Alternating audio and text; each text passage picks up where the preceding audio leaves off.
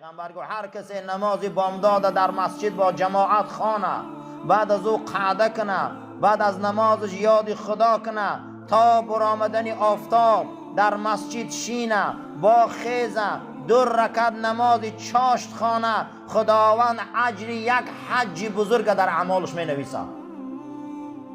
بعد از آن گفتن خداوند اجر یک عمره می نویسه. بعد از او پیغمبر پرسیدن چه خیل؟ گفت 3 بار تامتین تامتین تامتین. کسی انمی کار کنه گفت حج ثواب داره، یک حج ثواب داره، یک حج ثواب داره.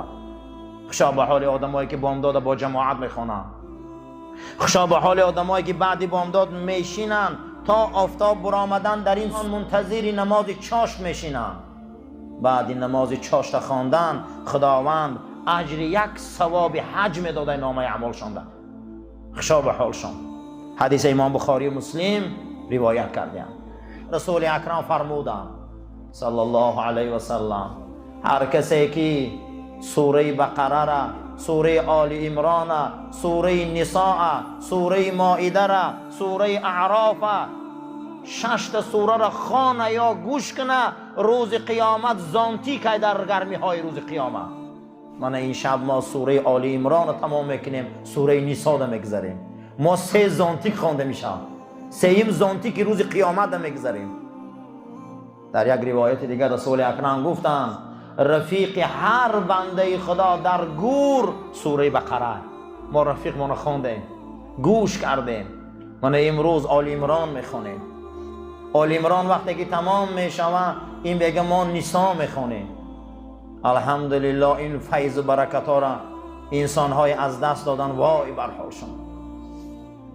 شبای با خدا، شبای با خدا گبزنی، شبای با جای نماز گریه کردن، شبایی که این اشک فردا جهنم می سوزانه. روز قیامت از بین جهنم یک علاوه می برآمده است که تمام امت می ترسیده. بعد از اون میگه علاب آرام میگیره. جناب پیغمبر پرسیدم چرا آرام میگیره؟ گفت آبی چشم امتهای من بالاش می پرتایم. جهنم آرام میکنه، جهنم می ترسانه. حتی که ابن قدامه می بیاره که یک زن بیمار شد در فلسطین امروزه در عهد ما، هیچ طبیبا درچ نیافتند، هیچ طبیبا درچ نیافتند. همین که طبابت شد میگه پیستانش درد میکرد، میگه پیستان به درجه ورم کرد، امروزه سرطانا بریم. هیچ میگه زن میگه بی‌طاقتی کرد. در همون زمان میگه پیشی همین ولی خدا آمدن پرسیدن چیکار کنیم؟ گفت 30 روز در یک خاک 2 رمضانی هر وقتی نماز بالای خاک ده توف کنن، توف رمضانی خدی ملحم کنه بالای همین سینه ده بنده. روزی 30 میگه همین درد ایزن دفع شد. توف رمضانی سرطان رو نقض میکنه که بالای خاک ده گو همینا توف کنن، اما توف در بالای همون زخمش بنده گو. زیرا که رمضان خدا گفته نفسش و توفش نزد من ده از مشک عنبر خوشبوتره. بالای همین سرطان ده مثلا میگه نقص شد. ما در قرآن چند نمود قلب داریم. یک قلب هسته قرآن میگه فی قلوبهم مرضون. منافقا را میگه روحشان کسله. منافقا کسل روحی بدیان. وقتی که جمعیت میبینن، صف مسلمان را میبینن، این کلانشوی این نماز جمعه را میبینن، اینا دیگر نمیدونن استفاده نمیتونن. یا یک آدم میبینن ارزانی علم شه و نعمت استفاده نمیتونه، نوکی چلیکش ختم میشه غضب شه که چوه اینا پیش رفتیان. قرآن میگه و موتوا بغیظکم، امری به فعل بدتون. میگه خدا امری به فعل بدتونه، شما چه استفاده نمیتونه؟ ای علمشان میگن انامیله انگشتاشون میگزن که چوه اینا پیش رفتیان. ما ده همسایه داری ما ده خیلی منافق هستن، استفاده نمیتونن. خداوند در قرآن میگه موتو، خدا میگه مری، میگه این مری به فعل بدتونه. همین آیت خدا نسبت منافقا مری میگه و نسبت یهودیا خدا میگه قاتلهم الله، ای خدا بکشه شما را. این نخو پیغمبر زهرته، خدا بکشه شما را. نخو شما پیغمبراتون غمته، خدا بکشه شما را. نخو عالماتون غمته. چقدر امروز در بین ما هم علما رو غم میتیم. چی ما نکشتیم؟ حضرت عمر کی کشت؟ حضرت عثمان کی کشت؟ حضرت علی کرم الله وجهه کی کشت؟ حضرت حسن کی کشت؟ حضرت حسین در کربلا کی کشت؟ کی کشتی یارم؟ همش مسلمان کشت. قاتلهم الله. خدا میگه خدا کشه شما رو به فلاتون. امروز چقدر با علمای ما رو میکشن و نابود میکنن. برای همین ما در قرآن قلبی منیب داریم. ما در قرآن چی گفته؟ قلبی منیب داریم. منیب چی بدهی؟ اکنون لذتی شراب دید، لذتی زنا را دید، لذتی دزدی را دید، گرایی ندید، نشه را دید، همه نمود جنایت دید آمد که دروغ هیچ فایده نداشته. میگه خدایا شرمندم باز میگردم. ایره قلبی چی میگفتی هم؟ منیب. پروردگار من فهمیدم که همش دروغه. این دروغه. من نو فهمیدم که راهی سعادت راهی حضرت محمد بده صلی الله علیه و سلم. من نو فهمیدم که راه حق راه ابوبکر و عمر بده. من نو فهمیدم که جوان مردی و مردی راه رسول اکرم بده. من نو فهمیدم که حق راه اسلام بده. من بازگشت میکنم. میگه این ماهی هست که شما انابت کنه، بازگرده و رجوع به سوی رحمت خدا بیایه. خضوع سراتان در زمین مانه با سبحان ربی الاعلا رحمتی او را فیراد کنه. و الخشوع لرزه در این آیه های قرآن. وقتی که سوره غیر المغضوب علیهم که میخواندن حضرت ابوبکر نعره زده گریه میکرد. خدایا ما را اهل غضب نگردان. بعد از او رسول اکرم پرسیدن که اهل غضب کیه که ما هر نماز هر رکعت این آیت میخونیم غیر المغضوب علیهم. خدایا ما را اهل غضب نگردان. حضرت پرسیدن که اهل غضب کیست؟ گو عالمای به عمل.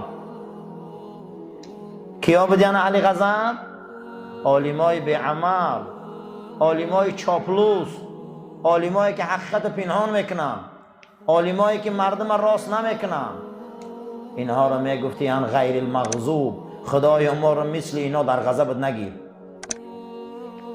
دویم آقی پدر و مادرها ابن عباس گفت غیر المغضوب علیهم کی میدون آمده؟ خدای ما را اهل غضب نکن. هر کسی که پدر و مادرش ایوای راضی نیست وای اهل غضبه. در عهد رسول اکرم القمر همتون میدونید کلمه شهادت گفتن نتونست. سیوم گفتن اهل غضب کیست؟ حضرت و اهل غضب هر کسی که در این زمین حق مسلمان پامال میکنه، حق برادر اسلامیش پامال میکنه، حق او را تجاوز میکنه. بعد از او همیت علما آوردین که کسی که 70 تا گناه کبیره شامله از این کاراش توبه نمیکنه، از این کاراش بازگشت نمیکنه، ایره میگفتین اهل غضب. خدای ما را اهل غضب نگردان. یقین ما را مستحکم کن. یقینای ما را مستحکم کن که ما حق بینیم که در وقت مرگمون رسول اکرم بینیم، در وقت مرگمون او صحابه بزرگ بینیم، در وقت مرگمون چگونه که ای زن فرعون با این قدر ظلم و استبداد از پیش چشمش پرده دنیا را برداشتی، او جنت دید تمام عذاب فراموش کرد. وقتی او با چشم سر جنت دید آسیه گو پروردگارا نجینی، من نجات از این فرعون و ظلم او و برای من در جنت کشکایته قصرایته. خدا میگه جنت میگه نشان داد آسیه ده عذاب زندان فرعون فراموش شد. انا این حیات یقین میگن، این حیات میگن که صحابه در وقت مردن آسمان نگاه میکنه میخنده، مثل بلال، مثل ابوذر غفاری، مثل معاذ ابن جبل آسمان نگاه میکنن میخندن. میگن الان چی میخنده؟ میگن رسول اکرم اومده است، میگن رسول الله آمده است. دروازه های آسمان هوی شد. اکنون میخواهیم که ما را تنها مونه، ما را تنها مونه. این شب این شبهای هست که پروردگار مرگ ما رو خیلی مرگ گردان، مرگ ما رو همین گونه مرگ گردان که با یک تبسم به سوی او حبیب از دنیا گذریم.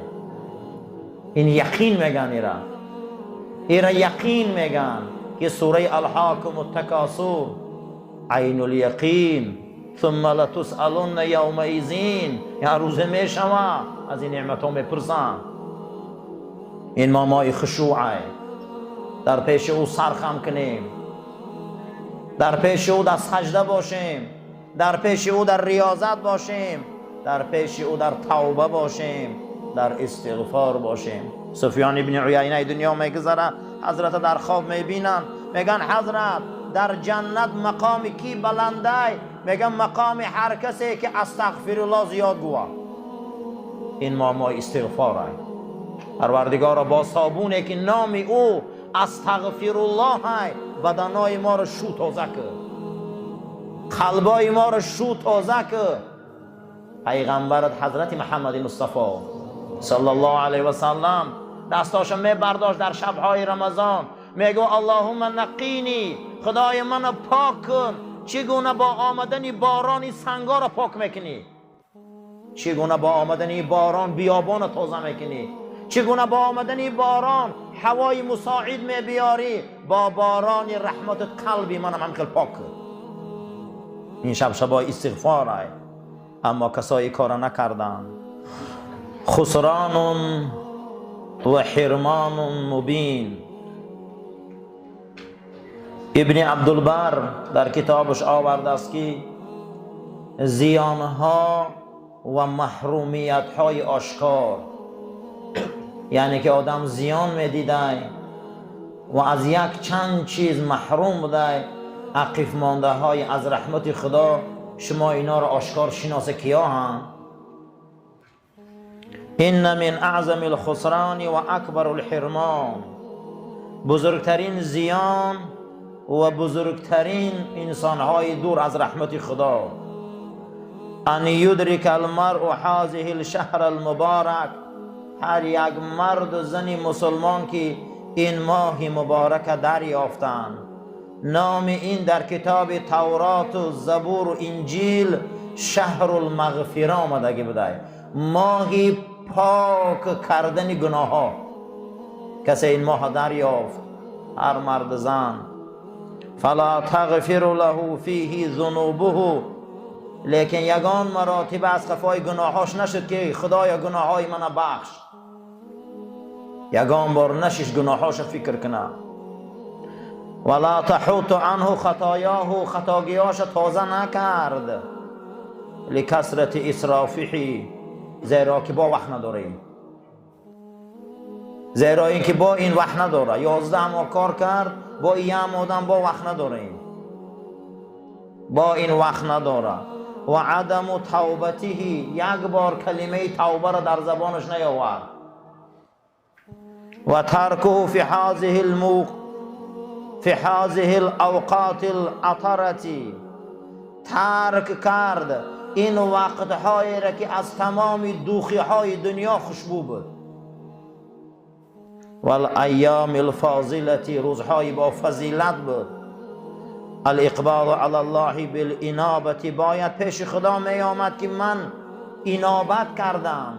انابت چی را میگن؟